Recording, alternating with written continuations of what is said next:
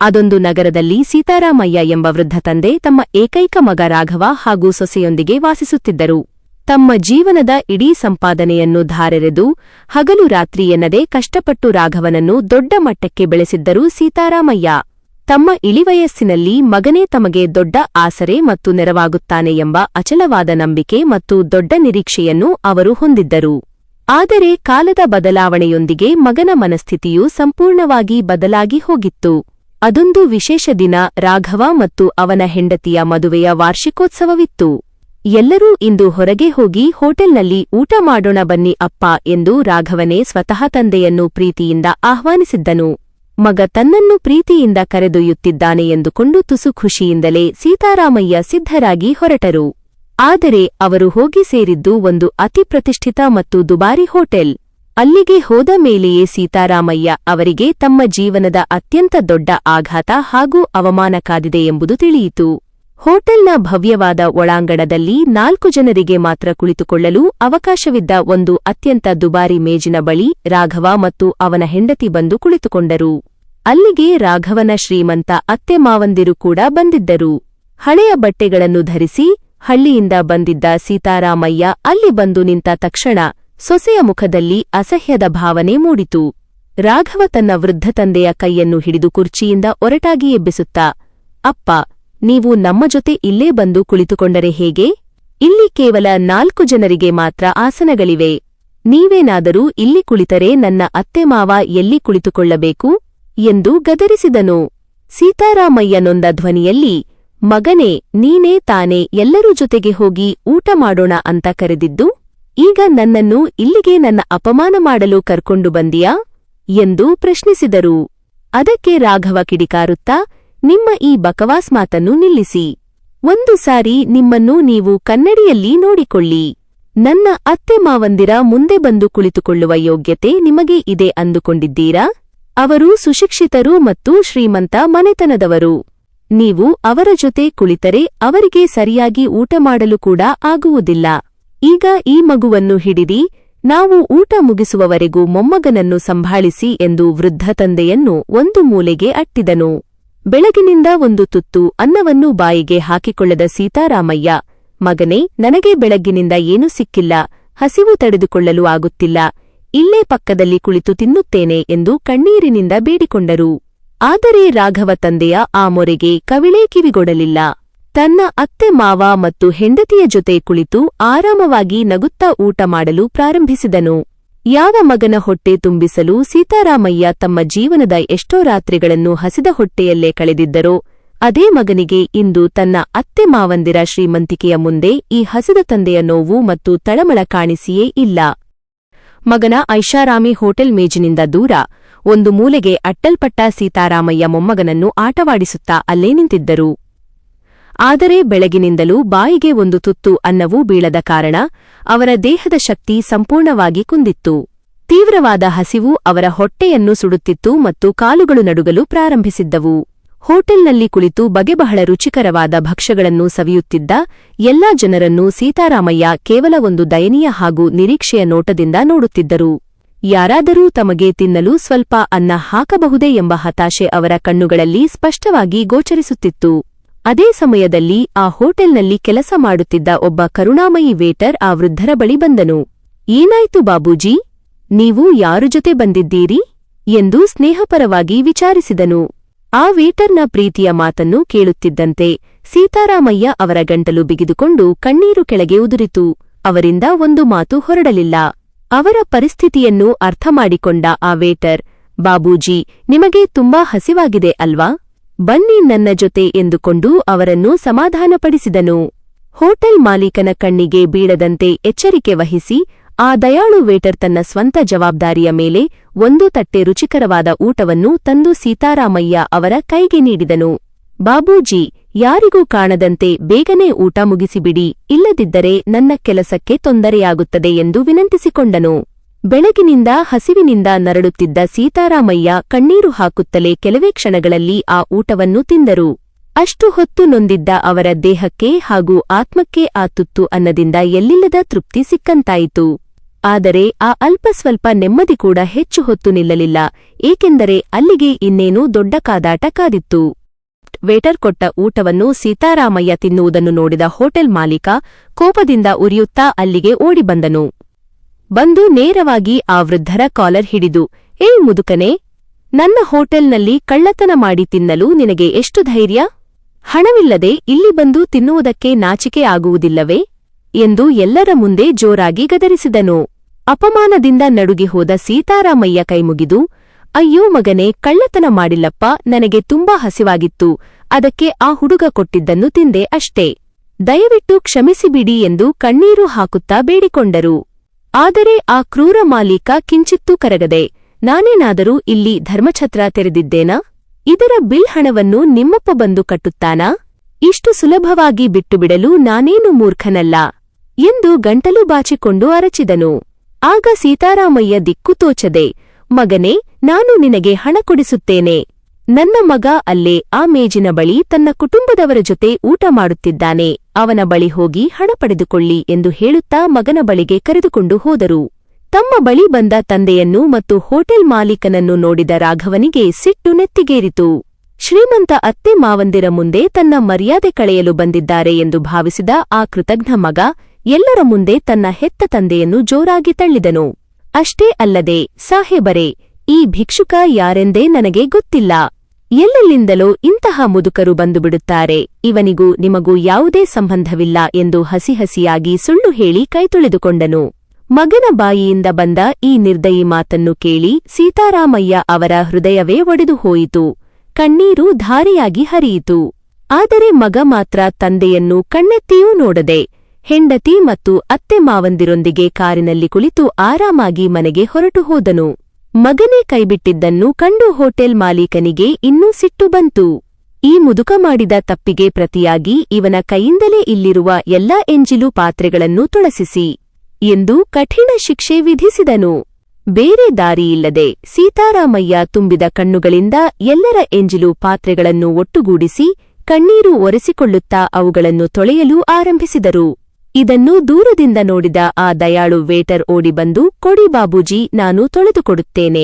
ಮಾಲೀಕನ ಭಯದಿಂದ ನಾನು ಆ ಸಮಯದಲ್ಲಿ ಬಾಯಿಬಿಡಲಿಲ್ಲ, ನನ್ನನ್ನು ಕ್ಷಮಿಸಿಬಿಡಿ ಎಂದು ಗೋಳಾಡಿದನು. ಅದಕ್ಕೆ ಸೀತಾರಾಮಯ್ಯ ನಡುಗುವ ಕೈಗಳಿಂದಲೇ ಆ ವೇಟರ್ ತಲೆಯ ಮೇಲೆ ಕೈಯಿಟ್ಟು, ಮಗನೇ, ನೀನಂತೂ ಈ ಮುದುಕನ ಹೊಟ್ಟೆ ತುಂಬಿಸಿದ್ದೀಯ, ಯಾವುದೇ ತಪ್ಪು ಮಾಡಿಲ್ಲ.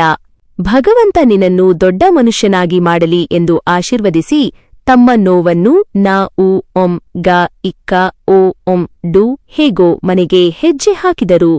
ಹೋಟೆಲ್ನಲ್ಲಿ ನಡೆದ ಘಟನೆಯಿಂದ ಮನಸ್ಸು ನುಜ್ಜುಗುಜ್ಜಾಗಿ ನೊಂದ ದೇಹ ಮತ್ತು ಅತ್ತು ಒಣಗಿದ ಕಣ್ಣುಗಳೊಂದಿಗೆ ಸೀತಾರಾಮಯ್ಯ ಹೇಗೋ ನಡೆದುಕೊಂಡು ತಮ್ಮ ಮನೆಗೆ ಬಂದು ತಲುಪಿದರು. ಆದರೆ ಆ ಮನೆಯಲ್ಲಿ ಅವರಿಗೆ ಯಾವುದೇ ಸಾಂತ್ವನ ಕಾಯುತ್ತಿರಲಿಲ್ಲ. ಮನೆ ಬಾಗಿಲಿಗೆ ಬರುತ್ತಿದ್ದಂತೆ ಒಳಗೆ ನಿಂತಿದ್ದ ರಾಘವ ಮತ್ತು ಸೊಸೆ ಅವರನ್ನೂ ಒಳಗೆ ಕಾಲಿಡಲು ಬಿಡದೆ ದೊಡ್ಡದಾಗಿ ಗದರಿದರು. ಖಬರ್ದಾರ್, ಇನ್ಮುಂದೆ ಈ ಮನೆಯಲ್ಲಿ ನೀವು ಹೆಜ್ಜೆ ಇಟ್ಟರೆ ಒಳ್ಳೆಯದಲ್ಲ ಎಂದು ರಾಘವ ಕಿರುಚಿದನು. ಸೊಸೆ ಕೋಪದಿಂದ ಮೂಗು ಮುರಿಯುತ್ತಾ, ನಿಮಗೆ ಸ್ವಲ್ಪವೂ ನಾಚಿಕೆ ಆಗಲ್ವೇ? ಇಡೀ ಹೋಟೆಲ್ನಲ್ಲಿ ನಮ್ಮ ಮಾನವನ್ನು ಬೀದಿಗೆ ಹರಾಜು ಹಾಕಿ ಬಂದಿದ್ದೀರಿ. ಜನರೆಲ್ಲ ನಮ್ಮನ್ನೇ ವಿಚಿತ್ರವಾಗಿ ತಿಂದುಬಿಡುವ ಹಾಗೆ ನೋಡುತ್ತಿದ್ದರು. ಇನ್ಮುಂದೆ ಈ ಮನೆಯಲ್ಲಿ ನಿಮಗೆ ಯಾವುದೇ ಜಾಗವಿಲ್ಲ, ಹೊರಡಿ ಇಲ್ಲಿಂದ ಎಂದು ಕಠೋರವಾಗಿ ಹರಟೆ ಹೊಡೆದಳು. ಅದನ್ನು ಕೇಳಿ ದಿಕ್ಕುಗೆಟ್ಟ ಸೀತಾರಾಮಯ್ಯ ಕೈಮುಗಿದು, ಮಗನೇ, ಈ ವಯಸ್ಸಿನಲ್ಲಿ ನಾನು ಇನ್ನು ಎಲ್ಲಿಗೆ ತಾನೇ ಹೋಗಲಿ? ಯಾರದೂ ಇಲ್ಲದ ನನಗೆ ಈ ಮನೆಯ ಒಂದು ಮೂಲೆಯಲ್ಲಿ ಸ್ವಲ್ಪ ಜಾಗ ಕೊಟ್ಟುಬಿಡಿ ಸಾಕು, ಅಲ್ಲೇ ಬಿದ್ದಿರುತ್ತೇನೆ. ನನ್ನ ಬಾಕಿ ಇರುವ ಜೀವನವಾದರೂ ಹೇಗೋ ಕಳೆದು ಹೋಗುತ್ತದೆ ಎಂದು ಅತ್ತು ಬೇಡಿಕೊಂಡರು. ಆದರೆ ಆ ಕ್ರೂರ ಮಗನಿಗೆ ತಂದೆಯ ಕಣ್ಣೀರು ಕರಗುವಂತೆ ಮಾಡಲಿಲ್ಲ. ನೀವು ಹೀಗೆಲ್ಲ ಮಾತನಾಡಿ ಅಳುವುದನ್ನು ನಿಲ್ಲಿಸಿ, ಕೇಳುವ ಸ್ಥಿತಿಯಲ್ಲಿ ನಾವಿಲ್ಲ ಎಂದು ರಾಘವ ಬಲವಂತವಾಗಿ ವೃದ್ಧ ತಂದೆಯ ಕೈಯನ್ನು ಹಿಡಿದು ಎಳೆದುಕೊಂಡು ಹೋಗಿ ಕಾರಿನಲ್ಲಿ ಕೂರಿಸಿಕೊಂಡನು.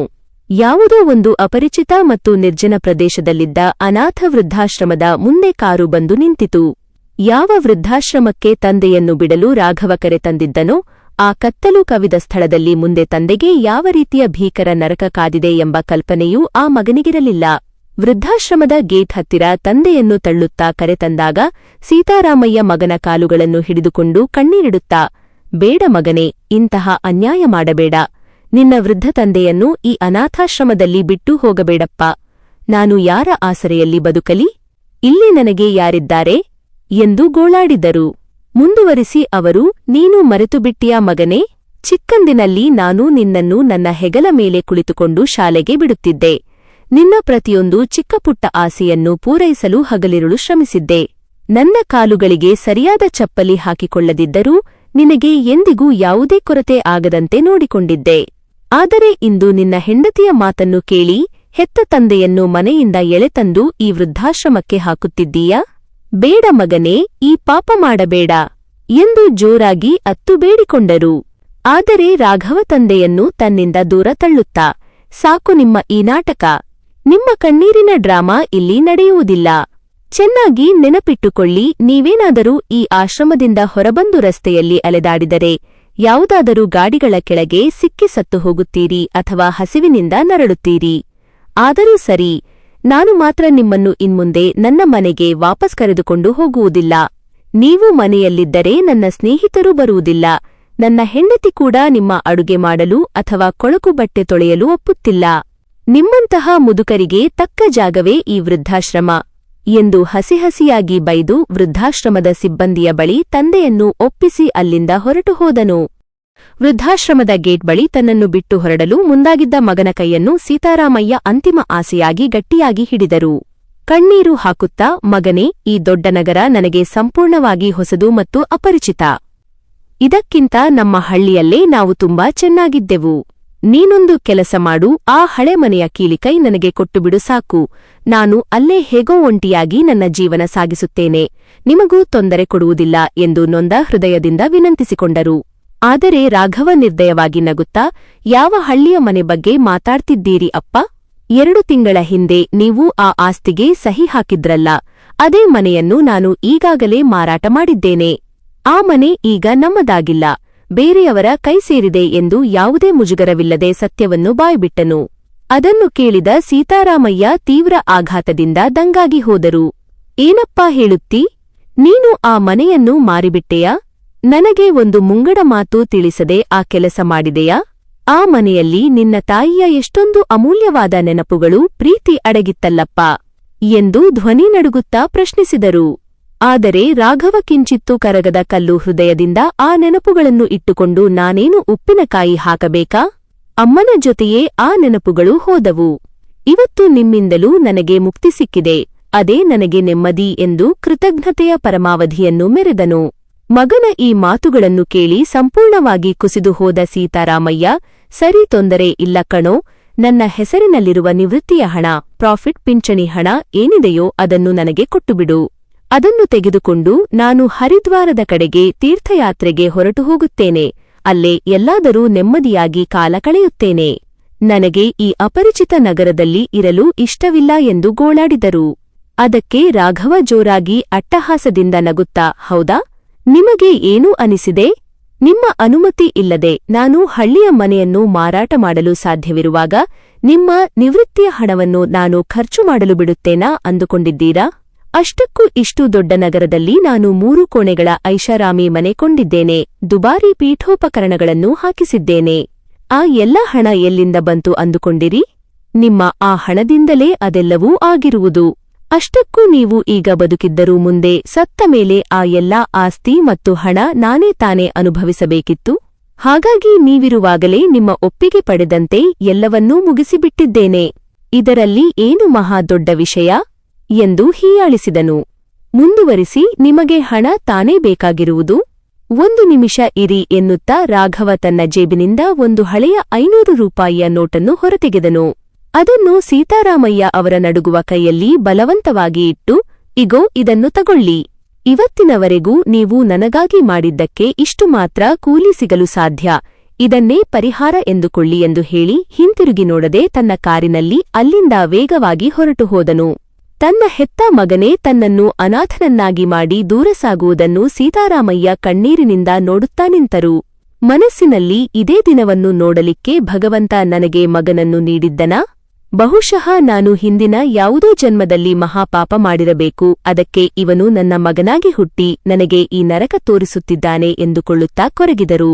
ಹೀಗೆ ಆಳವಾದ ಆಲೋಚನೆಗಳು ಮತ್ತು ಅತಿಯಾದ ದುಃಖದಿಂದ ಅವರ ಎದೆ ಭಾರವಾಗಿ ವೃದ್ಧಾಶ್ರಮದ ಕಲ್ಲು ನೆಲದ ಮೇಲೆಯೇ ಅವರು ಒಮ್ಮೆಗೆ ಕುಸಿದುಬಿದ್ದು ಪ್ರಜ್ಞೆ ತಪ್ಪಿಹೋದರು. ವೃದ್ಧಾಶ್ರಮದ ಗೇಟ್ ಬಳಿ ಸೀತಾರಾಮಯ್ಯ ಒಮ್ಮೆಗೆ ಪ್ರಜ್ಞೆ ತಪ್ಪಿಬಿದ್ದ ಭಾರವಾದ ಶಬ್ದವನ್ನು ಕೇಳಿ ಆಶ್ರಮದ ಒಳಗಿನಿಂದ ಕೆಲವರು ಓಡೋಡಿ ಬಂದರು. ಅಷ್ಟರಲ್ಲಾಗಲೇ ಮಗ ರಾಘವನ ಐಷಾರಾಮಿ ಕಾರು ಅಲ್ಲಿಂದ ದೂರ ವೇಗವಾಗಿ ಹೊರಟು ಹೋಗಿತ್ತು. ವೃದ್ಧಾಶ್ರಮದ ಹೊರಗಿನ ಗೇಟ್ ಹತ್ತಿರವಿದ್ದ ರಿಜಿಸ್ಟರ್ ಪುಸ್ತಕವನ್ನು ಪರಿಶೀಲಿಸಿದಾಗ ಅಲ್ಲಿ ಕೇವಲ ಸೀತಾರಾಮಯ್ಯ ಅವರ ಹೆಸರು ಮಾತ್ರ ಬರೆಯಲ್ಪಟ್ಟಿತ್ತು. ಅವರನ್ನು ಇಲ್ಲಿಗೆ ಕರೆದುಕೊಂಡು ಬಂದು ಬಿಟ್ಟು ಹೋದ ಆ ವ್ಯಕ್ತಿಯ ಬಗ್ಗೆ ಯಾವುದೇ ವಿಳಾಸವಾಗಲಿ, ಫೋನ್ ನಂಬರ್ ಆಗಲಿ ಅಥವಾ ಕನಿಷ್ಠ ಸುಳುವಾಗಲಿ ಅಲ್ಲಿರಲಿಲ್ಲ.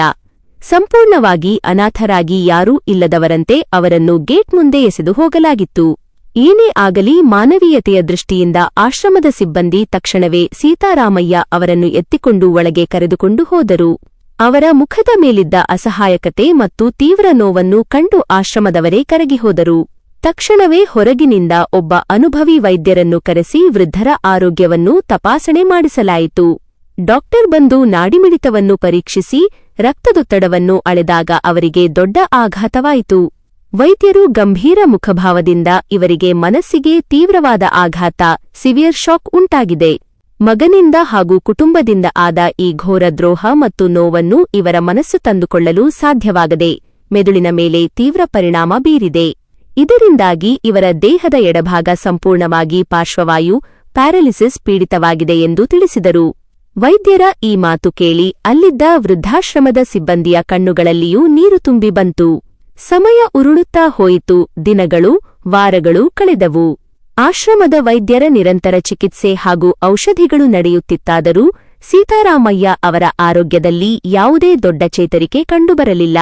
ಪಾರ್ಶ್ವವಾಯುವಿನ ತೀವ್ರತೆಯಿಂದಾಗಿ ಅವರು ಈಗ ಸಂಪೂರ್ಣವಾಗಿ ಹಾಸಿಗೆಯಲ್ಲೇ ಉಳಿಯಬೇಕಾಯಿತು.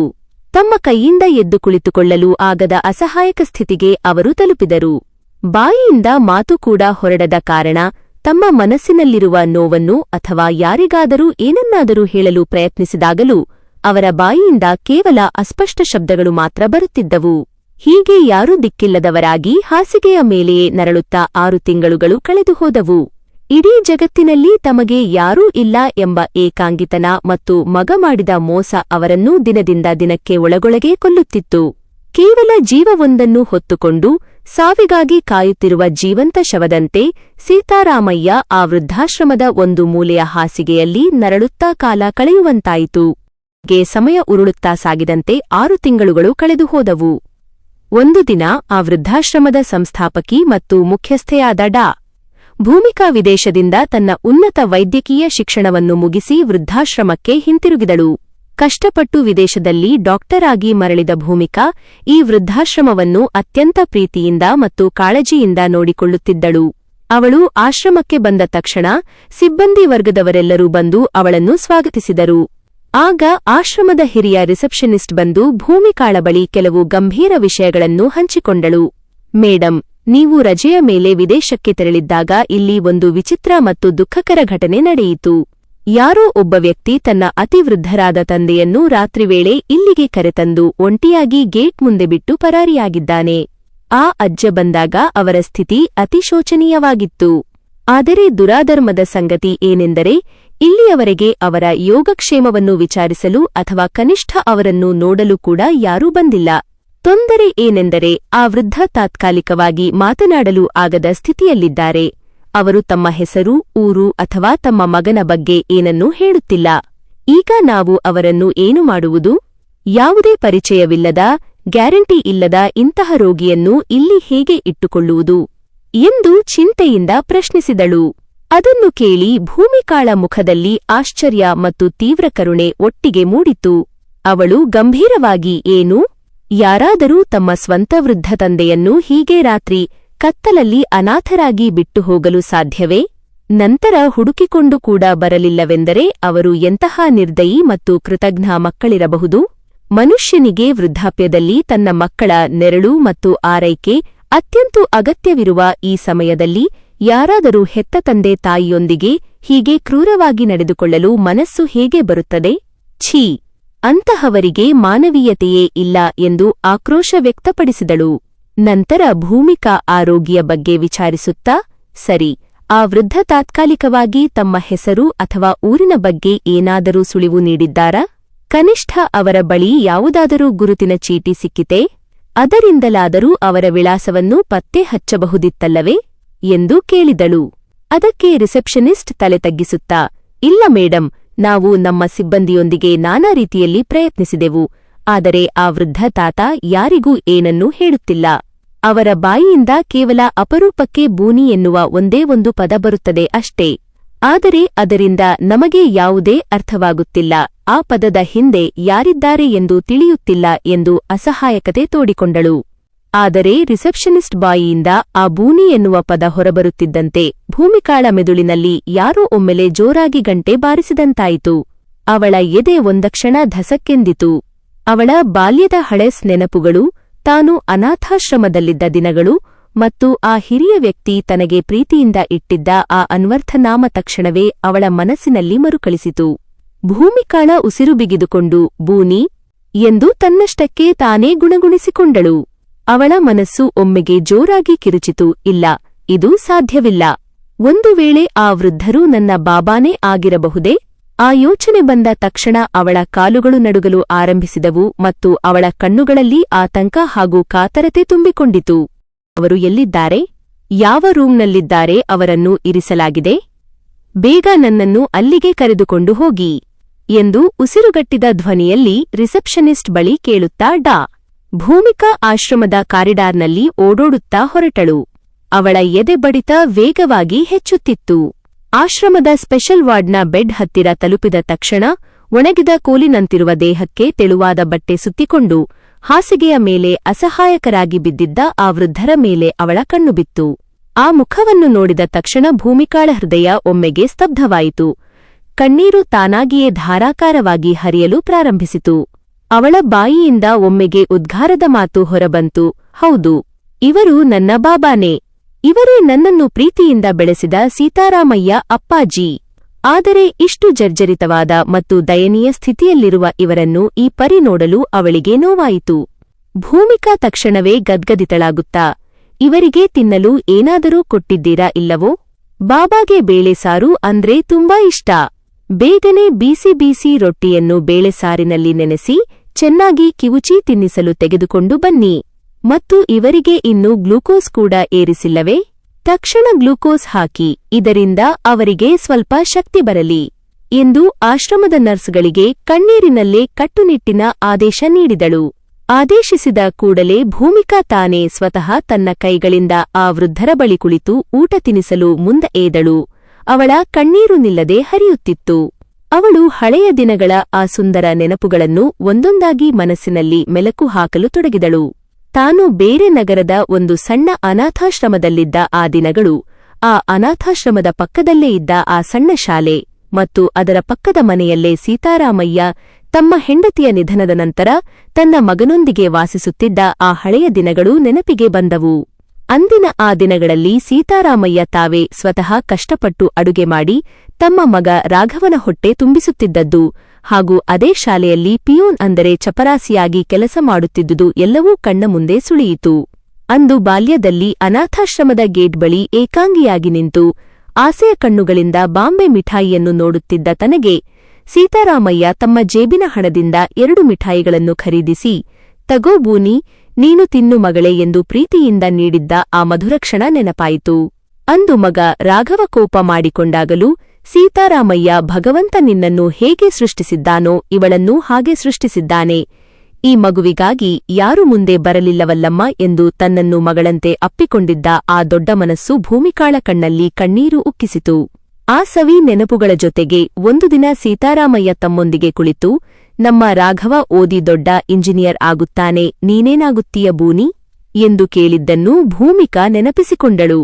ಅಂದು ತಾನು ತೊದಲು ಧ್ವನಿಯಲ್ಲಿ, ಬಾಬಾ, ನಾನು ದೊಡ್ಡವಳಾಗಿ ಡಾಕ್ಟರ್ ಆಗ್ತೀನಿ ಎಂದು ಹೇಳಿದ್ದೆ. ಅದಕ್ಕೆ ಸೀತಾರಾಮಯ್ಯ ನಗುತ್ತಾ, ಹೌದಾ, ನಮ್ಮ ಬೂನಿ ಡಾಕ್ಟರ್ ಆಗುತ್ತಾಳಾ? ಹಾಗಾದರೆ ನಾವು ವೃದ್ಧರಾಗಿ ಕಾಯಿಲೆ ಬಿದ್ದಾಗ ನಮಗೆ ಔಷಧಿ ಕೊಡುತ್ತೀಯ ತಾನೇ ಬೂನಿ ಎಂದು ಮುಗ್ಧವಾಗಿ ಕೇಳಿದ್ದರು. ಅಂದು ತಾನು, ಹೌದು ಬಾಬಾ, ನಾನು ಡಾಕ್ಟರ್ ಆಗಿ ನಿಮಗೆ ಔಷಧಿ ಕೊಡುತ್ತೇನೆ ಎಂದು ಕೊಟ್ಟಿದ್ದ ಆ ಬಾಲ್ಯದ ಮಾತು ಇಂದು ಕಣ್ಣ ಮುಂದೆ ಬಂತು. ಆದರೆ ಇಂದು ಅದೇ ಬಾಬಾ ಹೀಗೆ ಹಾಸಿಗೆ ಹಿಡಿದು ಅಸಹಾಯಕರಾಗಿ ಬಿದ್ದಿರುವುದನ್ನು ನೋಡಿ ಭೂಮಿಕಾಳ ಎದೆ ಒಡೆದು ಹೋಯಿತು. ತನ್ನ ಕೈಯಿಂದಲೇ ಅವರಿಗೆ ಪ್ರೀತಿಯಿಂದ ಊಟ ತಿನಿಸುತ್ತಾ, ನೋಡಿ ಬಾಬಾ, ನಿಮ್ಮ ಆಸೆಯಂತೆ ನಿಮ್ಮ ಬೂನಿ ಇಂದು ನಿಜವಾಗಿಯೂ ಡಾಕ್ಟರ್ ಆಗಿದ್ದಾಳೆ.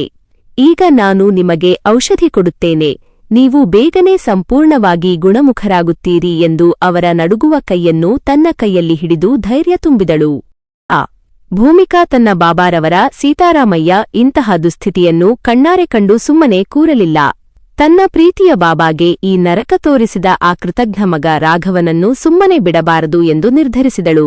ತಕ್ಷಣವೇ ಅವಳು ತನ್ನ ದಯಾಳು ಪತಿ ಹಾಗೂ ಯಶಸ್ವಿ ಉದ್ಯಮಿ ಆದ ದೀಪಕ್ ಬಳಿ ವಿಷಯವನ್ನು ತಿಳಿಸಿ ಸಹಾಯ ಕೇಳಿದಳು. ದೀಪಕ್ ಕೂಡ ವೃದ್ಧರ ಈ ದಯನೀಯ ಸ್ಥಿತಿಯನ್ನು ಕಂಡು ಬಹಳ ನೊಂದನು. ಭೂಮಿಕಾ, ನೀನು ಯಾವುದೇ ಆತಂಕ ಪಡಬೇಡ. ಈ ಕೃತಜ್ಞ ಮಗನಿಗೆ ಕಾನೂನಿನ ಮೂಲಕ ತಕ್ಕ ಶಿಕ್ಷೆ ಕೊಡಿಸುವ ಜವಾಬ್ದಾರಿ ನನ್ನದು. ನಮ್ಮ ದೇಶದ ಕಾನೂನು ಇಂತಹ ಪಾಪಿಗಳನ್ನು ಸುಮ್ಮನೆ ಬಿಡುವುದಿಲ್ಲ ಎಂದು ಭೂಮಿಕಾಳಿಗೆ ಭರವಸೆ ನೀಡಿದನು. ದೀಪಕ್ ತನ್ನ ಪ್ರಭಾವ ಮತ್ತು ದೊಡ್ಡ ವಕೀಲರ ತಂಡದ ಸಹಾಯದಿಂದ ಸೀತಾರಾಮಯ್ಯ ಅವರ ಹಿಂದಿನ ಆಸ್ತಿ ಹಸ್ತಾಂತರ ಕಾಗದ ಪತ್ರಗಳು, ಹೋಟೆಲ್ನಲ್ಲಿ ನಡೆದ ಅವಮಾನದ ಸಿಸಿಟಿವಿ ದೃಶ್ಯಗಳು ಹಾಗೂ ವೃದ್ಧಾಶ್ರಮದ ಎದುರು ಬಿಸಾಡಿ ಹೋದ ಘಟನೆಯ ಎಲ್ಲಾ ಸಾಕ್ಷ್ಯಾಧಾರಗಳನ್ನು ಒಂದೊಂದಾಗಿ ಸಂಗ್ರಹಿಸಲು ಶುರುಮಾಡಿದನು. ಕೆಲವೇ ದಿನಗಳಲ್ಲಿ ರಾಘವ ವೃದ್ಧ ತಂದೆಗೆ ಮಾಡಿದ ವಂಚನೆ, ದ್ರೋಹ ಮತ್ತು ಅಮಾನವೀಯ ಕೃತ್ಯದ ಸಂಪೂರ್ಣ ವಿವರಗಳು ಮತ್ತು ದೃಶ್ಯಗಳು ಪೊಲೀಸರ ಕೈಸೇರಿದವು. ದೀಪಕ್ ಕೇವಲ ಪೊಲೀಸರಿಗೆ ದೂರು ನೀಡುವುದಷ್ಟೇ ಅಲ್ಲದೆ ಪ್ರಮುಖ ರಾಷ್ಟ್ರೀಯ ಸುದ್ದಿವಾಹಿನಿಗಳ ನ್ಯಾಷನಲ್ ನ್ಯೂಸ್ ಚಾನೆಲ್ ಸಂಪರ್ಕವನ್ನು ಪಡೆದು ಈ ಇಡೀ ಪ್ರಕರಣವನ್ನು ನೇರಪ್ರಸಾರ ಮಾಡಲು ವ್ಯವಸ್ಥೆ ಮಾಡಿದನು. ಒಂದು ದಿನ ರಾತ್ರಿ ದೇಶಾದ್ಯಂತ ಪ್ರಸಾರವಾಗುತ್ತಿದ್ದ ಆ ಪ್ರಮುಖ ಸುದ್ದಿವಾಹಿನಿಯಲ್ಲಿ ದೊಡ್ಡ ಬ್ರೇಕಿಂಗ್ ನ್ಯೂಸ್ ಬಿತ್ತರವಾಯಿತು. ಕೋಟಿ ಸಂಪಾದಿಸಿರುವ ಇಂಜಿನಿಯರ್ ಮಗ ಹೆತ್ತ ತಂದೆಯನ್ನು ಹಸಿವಿನಿಂದ ನರಳಿಸಿ ಅನಾಥಾಶ್ರಮಕ್ಕೆ ಎಸೆದ ಕಥೆ. ಆ ಸುದ್ದಿಯೊಂದಿಗೆ ಸೀತಾರಾಮಯ್ಯ ಹೋಟೆಲ್ನಲ್ಲಿ ಎಂಜಿಲು ಪಾತ್ರೆ ತೊಳೆಯುತ್ತಿರುವ ದೃಶ್ಯಗಳು, ಮಗ ರಾಘವ ಅವರನ್ನು ತಳ್ಳಿಕೊಂಡು ಹೋಗುತ್ತಿರುವ ಸಿಸಿಟಿವಿ ಫೂಟೇಜ್ ಹಾಗೂ ಇಂದು ಆಸ್ಪತ್ರೆಯ ಹಾಸಿಗೆಯಲ್ಲಿ ಪಾರ್ಶ್ವವಾಯು ಪೀಡಿತರಾಗಿ ಪ್ರಜ್ಞೆ ತಪ್ಪಿ ಬಿದ್ದಿರುವ ವೃದ್ಧರ ನೈಜ ದೃಶ್ಯಗಳು ನೇರವಾಗಿ ಪ್ರಸಾರವಾದವು. ರಾಷ್ಟ್ರೀಯ ಟಿವಿ ಚಾನೆಲ್ನಲ್ಲಿ ಈ ಸುದ್ದಿ ಬರುತ್ತಿದ್ದಂತೆ ಇಡೀ ಸಮಾಜವೇ ತೀವ್ರ ಆಘಾತಕ್ಕೊಳಗಾಯಿತು. ರಾಘವ ವಾಸಿಸುತ್ತಿದ್ದ ಆಡಂಬರದ ಸೊಸೈಟಿ ಹಾಗೂ ಅವನ ಆಫೀಸ್ನ ಎಲ್ಲ ಸಹೋದ್ಯೋಗಿಗಳು ಈ ಕ್ರೂರ ಕೃತ್ಯವನ್ನು ಕಂಡು ರಾಘವನ ಮುಖಕ್ಕೆ ಉಗಿಯಲಾರಂಭಿಸಿದರು. ಇಂತಹ ಮಗನೇ ಅಲ್ಲ, ಮಹಾಪಾಪಿ ಎಂದು ಊರಿನವರು, ನೆರೆಹೊರೆಯವರು ರಾಘವನ ಮನೆ ಮುಂದೆ ಬಂದು ಬೈಯಲು ಶುರುಮಾಡಿದರು. ಆಫೀಸ್ನಲ್ಲಿ ಮ್ಯಾನೇಜ್ಮೆಂಟ್ ಕೂಡ ರಾಘವನನ್ನು ಕೆಲಸದಿಂದ ಅಮಾನತುಗೊಳಿಸಿತು. ಹೆಂಡತಿ ನಮ್ರತಾಳ ಕಡೆಯವರು ಕೂಡ ಈ ಮಾನಹಾನಿಯಿಂದಾಗಿ ರಾಘವನೊಂದಿಗೆ ಸಂಪರ್ಕ ಕಡಿದುಕೊಂಡರು. ಸಮಾಜದ ಮುಂದೆ ತಲೆ ಎತ್ತಿ ಓಡಾಡಲು ಸಾಧ್ಯವಾಗದೆ ರಾಘವ ಹಾಗೂ ಅವನ ಹೆಂಡತಿ ಕಂಗಾಲಾಗಿ ಮನೆಯಲ್ಲೇ ಕುಳಿತುಕೊಳ್ಳುವಂತಾಯಿತು. ರಾಷ್ಟ್ರೀಯ ಸುದ್ದಿವಾಹಿನಿಯಲ್ಲಿ ತನ್ನ ಕ್ರೂರ ಕೃತ್ಯವು ಬಯಲಾಗಿ ಇಡೀ ಸಮಾಜವೇ ತನ್ನನ್ನು ಹಿಗ್ಗಾಮುಗ್ಗಾ ಚಿಮಾರಿ ಹಾಕುತ್ತಿರುವುದನ್ನು ಕಂಡು ರಾಘವ ಅಕ್ಷರಶಃ ನುಜ್ಜುಗುಜ್ಜಾಗಿ ಹೋದನು. ಆಫೀಸ್ನಿಂದ ಹೊರಹಾಕಲ್ಪಟ್ಟ ನಂತರ ಮತ್ತು ಸಮಾಜದ ಮುಂದೆ ತಲೆ ತಗ್ಗಿಸುವ ಸ್ಥಿತಿ ಬಂದಾಗ ಅವನ ಹೆಂಡತಿ ಕೂಡ ನಿಮ್ಮಿಂದಲೇ ನಮ್ಮ ಈ ಪರಿಸ್ಥಿತಿ ಬಂದಿದ್ದು ಎಂದು ಜಗಳವಾಡಿ ದೂರ ಸರಿದಳು. ಅಂತಿಮವಾಗಿ ತನ್ನ ತಂದೆ ಸೀತಾರಾಮಯ್ಯ ಅನುಭವಿಸಿದ ನರಕ ಮತ್ತು ತಾನು ಮಾಡಿದ ಪಾಪದ ಭಾರ ಅವನ ಮನಸ್ಸನ್ನು ಕೊರೆಯತೊಡಗಿತು. ಪೆನ್ ಡ್ರೈವ್ ಹಿಡಿದು ಪೊಲೀಸ್ ಠಾಣೆಗೆ ಬಂದು ಶರಣಾಗುವ ಬದಲು ನೇರವಾಗಿ ಭೂಮಿಕಾ ನಡೆಸುತ್ತಿದ್ದ ವೃದ್ಧಾಶ್ರಮದ ಕಡೆಗೆ ರಾಘವ ಓಡೋಡಿ ಬಂದನು. ವೃದ್ಧಾಶ್ರಮದ ಸ್ಪೆಷಲ್ ವಾರ್ಡ್ನ ಹಾಸಿಗೆಯ ಬಳಿ ಬಂದು ಪಾರ್ಶ್ವವಾಯು ಪೀಡಿತರಾಗಿ ಅಸಹಾಯಕರಾಗಿ ಮಲಗಿದ್ದ ತಂದೆಯ ಕಾಲುಗಳ ಬಳಿ ರಾಘವ ಒಮ್ಮೆಲೆ ಜೋರಾಗಿ ಅತ್ತುಬಿಟ್ಟನು. ನನ್ನನ್ನು ಕ್ಷಮಿಸಿಬಿಡಿ ಆ ಹಣದ ಮದದಲ್ಲಿ ಹೆಂಡತಿಯ ಅಹಂಕಾರದ ಮಾತನ್ನು ಕೇಳಿ ನಾನು ನನ್ನ ಹೆತ್ತ ತಂದೆಗೆ ದ್ರೋಹ ಬಗೆದೆ. ನನ್ನ ಪಾಪಕ್ಕೆ ಯಾವುದೇ ಕ್ಷಮೆಯಿಲ್ಲ, ಆದರೂ ನಿಮ್ಮ ಈ ಮಗನನ್ನು ಒಮ್ಮೆ ಕ್ಷಮಿಸಿಬಿಡಿ ಎಂದು ಗೋಳಾಡುತ್ತಾ ತಂದೆಯ ಕಾಲುಗಳನ್ನು ಗಟ್ಟಿಯಾಗಿ ಹಿಡಿದುಕೊಂಡನು. ತನ್ನ ಸಮಸ್ತ ಆಸ್ತಿ ಪತ್ರಗಳು ಮತ್ತು ಮಾರಾಟ ಮಾಡಲಾದ ಮನೆಯ ಉಳಿದ ಹಣದ ಕಾಗದ ಪತ್ರಗಳನ್ನು ತಂದು ಭೂಮಿಕಾಳ ಮುಂದಿಟ್ಟು, ಈ ಎಲ್ಲ ಆಸ್ತಿಯನ್ನು ಈ ವೃದ್ಧಾಶ್ರಮದ ಹೆಸರಿಗೆ ಬರೆಯುತ್ತೇನೆ. ನನ್ನ ತಂದೆಯ ಇಳಿವಯಸ್ಸಿನ ಆರೈಕೆಯನ್ನು ನಾನೇ ಕೊನೆಯವರೆಗೂ ನೋಡಿಕೊಳ್ಳುತ್ತೇನೆ ಎಂದು ಬಿಕ್ಕಿ ಅತ್ತನು. ಆದರೆ ಕಾಲ ಮಿಂಚಿ ಹೋಗಿತ್ತು. ರಾಘವ ಮಾಡಿದ ಆಘಾತದಿಂದ ಸೀತಾರಾಮಯ್ಯ ಅವರ ದೇಹ ಸಂಪೂರ್ಣವಾಗಿ ಜರ್ಜರಿತವಾಗಿತ್ತು. ಆದರೆ ಮಗ ತನ್ನ ತಪ್ಪು ಒಪ್ಪಿಕೊಂಡು ಪಶ್ಚಾತ್ತಾಪ ಪಡುವುದನ್ನು ಕಂಡ ಆ ವೃದ್ಧ ತಂದೆಯ ಕಣ್ಣುಗಳಿಂದ ಒಂದು ಹನಿ ಆನಂದಾಶ್ರು ಕೆಳಗೆ ಉದುರಿತು. ಅವರ ಮುಖದಲ್ಲಿ ಒಂದು ಸಣ್ಣ ನೆಮ್ಮದಿಯ ನಗು ಮೂಡಿತು. ಆಗ ಭೂಮಿಕಾ ಪ್ರೀತಿಯಿಂದ ತನ್ನ ಬಾಬಾರವರ ತುಟಿಯ ಬಳಿ ನೀರನ್ನು ಕೊಂಡೊಯ್ದು ಕುಡಿಸಿದಳು. ದೀಪಕ್ ಮತ್ತು ಭೂಮಿಕಾಳ ಸಮ್ಮುಖದಲ್ಲಿ ಸೀತಾರಾಮಯ್ಯ ತಮಗೆ ಅಂತಿಮವಾಗಿ ನ್ಯಾಯ ಸಿಕ್ಕ ಸಮಾಧಾನದಲ್ಲಿ ನಿಧಾನವಾಗಿ ತಮ್ಮ ಕಣ್ಣುಗಳನ್ನು ಶಾಶ್ವತವಾಗಿ ಮುಚ್ಚಿದರು. ಅಂತ್ಯ ಸಂಸ್ಕಾರದ ವೇಳೆ ಹೆತ್ತ ಮಗನಾದ ರಾಘವ ಕಣ್ಣೀರಿಡುತ್ತಾ ಮುಂದೆ ಬಂದರೂ ಸಮಾಜ ಹಾಗೂ ಭೂಮಿಕಾಳ ಕಣ್ಣಿಗೆ ಆತ ಆ ಪವಿತ್ರ ಕರ್ಮ ಮಾಡಲು ಅನರ್ಹನಾಗಿದ್ದನು. ಆಗ ಸ್ವತಃ ಡಾ. ಭೂಮಿಕಾಳೆ ತನ್ನ ಸ್ವಂತ ಮಗಳಂತೆ ಮುಂದೆ ನಿಂತು, ನಾನು ಎಂದಿಗೂ ಅನಾಥಳಾಗಿರಲಿಲ್ಲ, ಏಕೆಂದರೆ ನನ್ನ ಬಾಬಾ ನನ್ನ ಹೃದಯದಲ್ಲಿ ಸದಾ ಜೀವಂತವಿರುತ್ತಾರೆ ಎಂದು ಕಣ್ಣೀರು ಹಾಕುತ್ತಾ ಮುಖಾಗ್ನಿ ನೀಡಿ ಅಂತಿಮ ವಿಧಿವಿಧಾನಗಳನ್ನು ನೆರವೇರಿಸಿದಳು. ತಂದೆಯ ಸಾವು ರಾಘವನ ಕಣ್ಣುಗಳನ್ನು ಸಂಪೂರ್ಣವಾಗಿ ತೆರೆಸಿತ್ತು. ಆದರೆ ಕಳೆದುಕೊಂಡ ಜೀವ ಮತ್ತೊಮ್ಮೆ ಹಿಂದೆ ಹೋಗುವುದಿಲ್ಲ ಎಂಬ ಕಠೋರ ಸತ್ಯವೇ ಅವನ ಇಳಿವಯಸ್ಸಿನ ಜೀವಮಾನದ ಶಿಕ್ಷೆಯಾಗಿ ಉಳಿಯಿತು. ಹಣದ ಹಿಂದೆ ಬಿದ್ದು ಹೆತ್ತವರ ಪ್ರೀತಿಯನ್ನು ಕಳೆದುಕೊಂಡರೆ ಜೀವನದಲ್ಲಿ ಉಳಿಯುವುದು ಕೇವಲ ಪಶ್ಚಾತ್ತಾಪದ ನರಕ ಮಾತ್ರ ಎಂಬ ಸಂದೇಶದೊಂದಿಗೆ ಈ ಕಥೆ ಮುಕ್ತಾಯಗೊಳ್ಳುತ್ತದೆ. ಸ್ನೇಹಿತರೆ, ಕಥೆಯಲ್ಲಿ ನಾವು ನೋಡಿದ ಸೀತಾರಾಮಯ್ಯ ಮತ್ತು ರಾಘವನ ಈ ಭಾವನಾತ್ಮಕ ಕಥೆಯು ಕೇವಲ ಒಂದು ಕಾಲ್ಪನಿಕ ಕಥೆಯಲ್ಲ. ಇದು ಇಂದಿನ ಆಧುನಿಕ ಸಮಾಜದಲ್ಲಿ ಕಣ್ಣ ಮುಂದೆ ನಿತ್ಯವೂ ನಡೆಯುತ್ತಿರುವ ಕಠೋರ ಸತ್ಯ.